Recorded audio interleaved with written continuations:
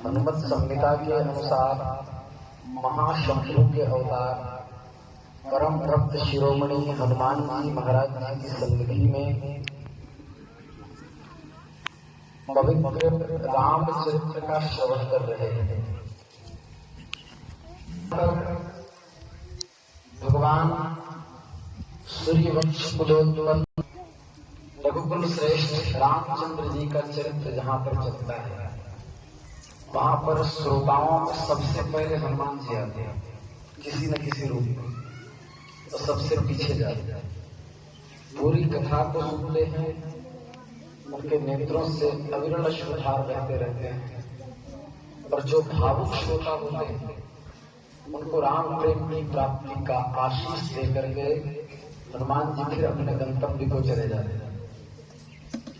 इसलिए कथा श्रवण करते समय यह विवेक अवश्य रखना चाहिए कि हमारा प्रत्येक आचरण हनुमत अनुकूल हो। मतलब हम जब तक कथा मंडप में बैठे रहें तब तक इतनी विशुद्धता और पवित्रांतःकरण से बैठे कि हनुमान जी को पीड़ा न हो। और कथा वक्ता को भी ये विवेक रखना चाहिए कि भगवान के चरित्र का आख्यान करते समय समस्त शास्त्रीय मर्यादाओं का ध्यान रखा जाए। कभी किसी तत्व की बड़ाई करने के चक्कर में किसी और अवतार का तिरस्कार न हो जाए, जिससे उपस्थित आकाश मार्ग में किसी भक्त को ठेस पहुंचे। जब मंगलाचरण होता है तब आकाश मार्ग में प्रहलाद जी, ध्रुव जी, संत कबीरदास जी, मीरा जी, अनेक महापुरुष आकाश में विद्यमान होकर के कथा का श्रवण करते हैं।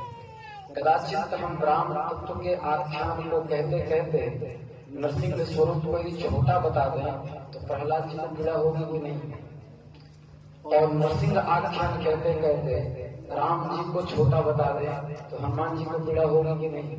इसलिए कथा वक्ता को भी विवेक रखना चाहिए कि आख्यान प्रत्याख्यान में हमेशा किसी स्वरूप का तिरस्कार न हो।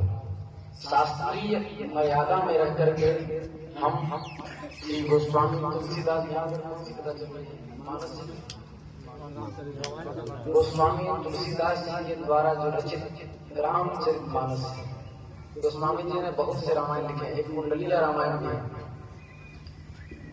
द्वार शुद्ध पशुनारी पर जब प्रश्न उठा था तो मैंने इससे समाधान किया।